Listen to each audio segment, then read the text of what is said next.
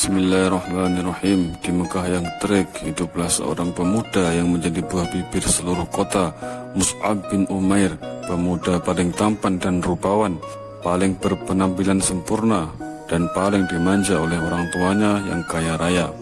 Setiap hari, Mus'ab selalu tampil dengan pakaian terbaik, wewangian termahal, dan perhiasan paling indah.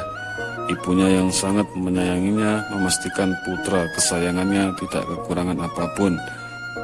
Namun di balik kemewahan itu, hati Mus'ab merasa hampa. Suatu hari ia mendengar tentang seorang lelaki dari Bani Hashim yang mengajak manusia menyembah Tuhan Yang Maha Esa. Rasa penasaran membawanya menyelinap mendengarkan bacaan Al-Quran dari rumah Al-Arqam. Begitu mendengar ayat-ayat Allah, hatinya bergetar. Cahaya insan masuk ke dalam kalbunya. Dengan keyakinan teguh, Mus'ab menyatakan masuk Islam. Ketika ibunya mengetahui, kemarahan meledak. "Anakku, tinggalkan agama barumu ini atau ibu akan mengurungmu."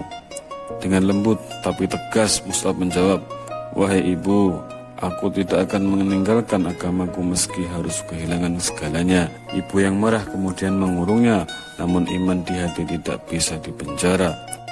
Saat kesempatan datang, Mus'ab melarikan diri meninggalkan segala kemewahan. Ia hijrah ke Habasyah bersama muslimin lainnya, rela menjadi miskin demi mempertahankan imannya. Ketika kembali ke Mekah, Mus'ab telah berubah total. Pakaian mewahnya berganti jubah sederhana yang penuh tambalan. Rasulullah melihatnya dan berkata dengan mata berlinang, "Dulu Mus'ab adalah pemuda paling mewah di Mekah." Peristiwa Bai'at Aqabah kedua menjadi titik balik. Sekelompok orang dari Yathrib memeluk Islam dan meminta seorang guru untuk mengajarkan Islam di kota mereka. Rasulullah memilih Mus'ab bin Umair sebagai duta Islam pertama. Tugas berat diberikan padanya mengajarkan Islam dan membimbing masyarakat Yathrib. Di Yathrib, Mus'ab mulai menjalankan misinya dengan kesabaran dan kelembutan. Ia mengajarkan Al-Quran dan pokok-pokok agama Islam. Keberhasilan terbesar Mus'ab adalah ketika berhasil mengislamkan pemimpin suku Aus dan Khazraj, Sa'ad bin Mu'ad dan Usaid bin Hudzair. Peristiwa ini membuka pintu lebar untuk Islam di Yathrib.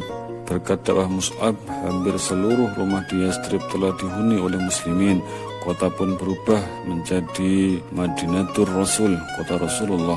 Ketika Rasulullah SAW dan kaum muslimin hijrah ke Madinah, mereka menyaksikan sendiri hasil kerja keras Mus'ab. Kemudian penduduk Madinah telah siap menyambut pemimpin mereka.